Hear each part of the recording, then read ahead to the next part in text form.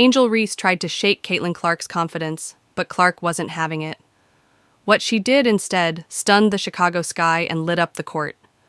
The Indiana Fever kicked off their season with the biggest opening night win in team history, and Caitlin Clark, she dropped a triple-double. This wasn't luck. It was grit, focus, and relentless energy from the very first whistle. Even Coach Stephanie White brought out her signature red leather jacket for this one.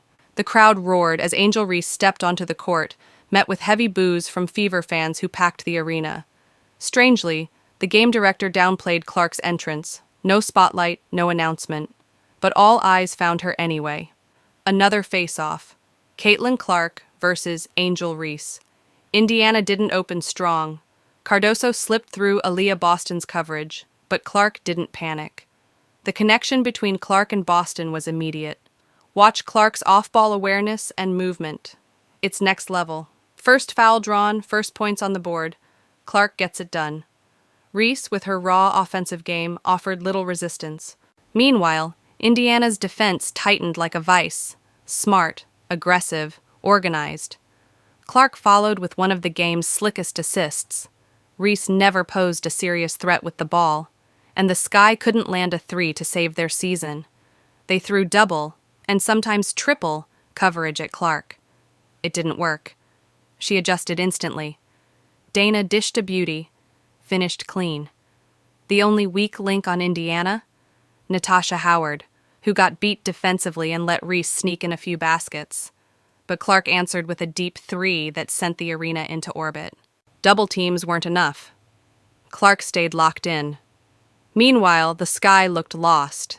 Angel Reese started padding her stats. Indiana's defense knew the plan. Leave Reese alone behind the arc. She wasn't hitting those. On offense, Indiana spread the floor beautifully. Every fast break was surgical. Kelsey Mitchell, lightning quick, became a nightmare in transition. The Fever started to pull away. Now check this move from Reese. Every great has a signature. Kobe had the fade, Durant has the glide, and Reese? The baby giraffe stumble. She tried again, but Boston shut the door. Aaliyah dropped a double-double, no fluff, all efficiency. Caitlin Clark went coast to coast, doing everything herself. The shot didn't land, but Reese's pass on that sequence? Actually solid. Then came a brilliant set play. Clark and Boston used as decoys, freeing up Mitchell while Reese got stranded under the rim. Sky still couldn't hit from deep, and Indiana's rim defense was impenetrable. Reese then resorted to chasing Clark across the court, desperate to slow her down. But Clark's vision? Unreal. She sees everything before it happens. IQ through the roof. This wasn't just scoring, it was a complete game. Defense, playmaking, leadership. Clark was simply unguardable. She's playing like an all-time great, and with Stephanie White leading, Indiana Fever might just go undefeated. Forget Reese's box score inflation. Clark could have had 30 assists if her teammates finished better. Then, the tension rose. Reese realized she couldn't match Clark's game and shifted gears, talking trash, getting physical. The Sky still couldn't hit threes. Clark, calm under pressure. Fast reads, tight handles, pinpoint passes. She sent Reese back to the bench. Indiana ran away with it. Clark and Mitchell building a wall of points. This team's starting to look unstoppable. The defense? Disciplined, sharp, perfectly rotated. Nobody's cracking this system. As frustration mounted, Reese started getting rough. The refs missed calls. Again. It's a recurring issue the league seriously needs to fix. Reese's defensive reads were non-existent, slow, sloppy, late. Clark had the Sky's coaching staff at a loss. They couldn't stop her. Reese, backpedaling away from defending Clark. She's chasing stats. Clark's chasing greatness. Double team, triple team, doesn't matter. Clark kept dishing, shooting, leading. Reese kept looking at the scoreboard. Another stat-chasing possession. Another miss. And yes, Reese returned to the baby giraffe maneuver. Her game lacked direction. No floor control, no creation, no range. Clark, on the other hand, broke ankles and broke the Sky's game plan. Then it got dirty. The Sky leaned into contact. The officiating? Way too soft. Watch this call.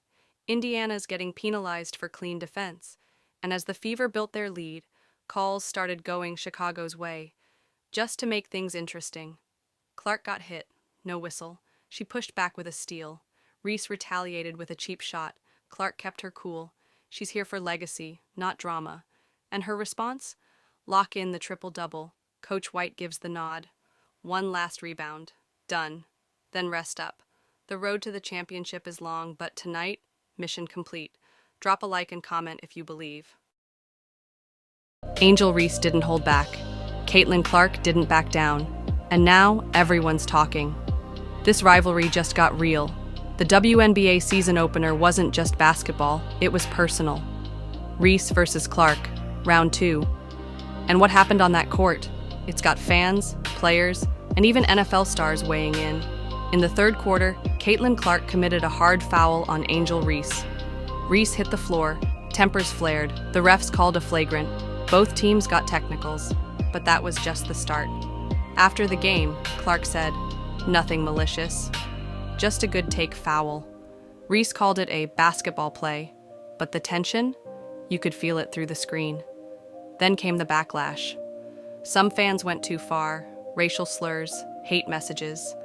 Now the WNBA is investigating. No space for hate, that's the league's message. But the damage was done. This isn't just about one foul. It's about competition, legacy, and spotlight. Reese and Clark are rewriting the WNBA. And with more matchups ahead, this rivalry, it's just getting started. Sue Bird didn't hesitate, not even for a second. When asked who's taking the 2025 WNBA championship, she pointed straight to the New York Liberty. In a league packed with powerhouses like the Aces and the Fever, that's a bold claim. So, why the Liberty? What do they have that no one else does? Stick around, because I'm breaking down the 3 unstoppable reasons Sue Bird believes they're the team to beat. The 2025 WNBA season is already stacked with drama, talent, and expectations. And right in the middle of the hype, Sue Bird, one of the most respected voices in women's basketball, makes a fearless prediction. She believes the New York Liberty are walking away with the trophy. No maybe, no if, just confidence. But what's fueling that belief? Today, we're diving into 3 powerful reasons: a superstar-packed roster, momentum from last season's championship, and smart off-season moves. Let's start with the first. The Liberty are not just talented, they're loaded. Breanna Stewart leads the charge. She's a 2-time MVP with the skill to dominate on both ends. Next to her, Jonquel Jones, another MVP and a force in the paint. Add in Sabrina Ionescu, one of the best playmakers in the league, and you've got a trio that's dangerous from every angle. But it doesn't stop there. Natasha Cloud joins the squad this year, bringing elite defense and veteran grit. Maureen Johannes is back, ready to rain threes and stretch the floor. What you're looking at is a team that's not only individually stacked, but playing with chemistry, rhythm, and purpose. And that's exactly what separates contenders from champions. Last season, the Liberty finally broke through and won the WNBA championship, and that changes everything. You don't just win a title and walk away the same. They proved they could handle the pressure, push through adversity, and outplay the best in the league when it mattered most. Coach Sandy Brondello deserves huge credit. Her system isn't just about talent, it's about constant evolution.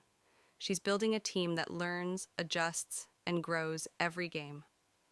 That championship mindset, knowing you can win, feeds confidence and hunger for more. And now they're not just playing to win, they're playing to repeat, and that hunger is dangerous. But how do you make sure last year's success isn't a one-time thing? That's where their off-season moves come in. The Liberty didn't stand still, they doubled down. First, they brought in Natasha Cloud, a lockdown defender, a proven leader, and a vocal presence on and off the court. That's the kind of edge you need in the playoffs. They also held on to Maureen Johannes, whose shooting and floor spacing were crucial last season. And while the stars get the headlines, the depth on this team quietly got better.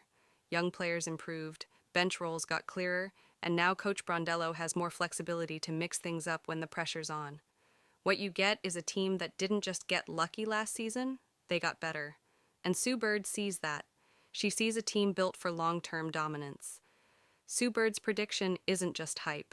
It's rooted in reality. A star-studded roster, the swagger of a reigning champ, and an off-season that filled the cracks. This is why the New York Liberty are the favorites in 2025.